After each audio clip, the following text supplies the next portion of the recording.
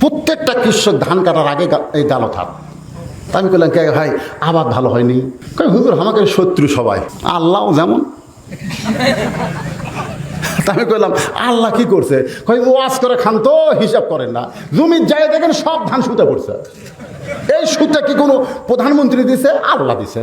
এখন সুতা দেওয়ার কারণে কৃষকেরা ঘুম পাড়ে আর দাম বাড়ায়, ঘুম পাড়ে আর দাম বাড়ায়। যারা যে কামলা ধান কাটে না ওরা ঘুমাই আর দাম বাড়ে।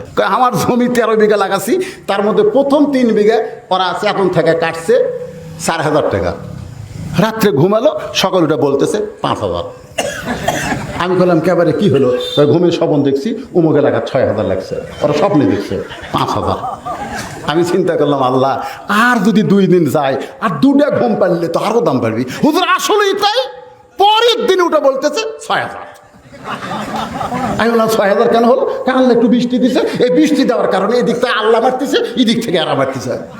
এখন এই কাঁচা ধান থোয়াও যাচ্ছে না, রোদ নাই, শুকানো যাবে না। বেচবার গেলে কয় হরিয়া টিপটা 900 টাকা করে।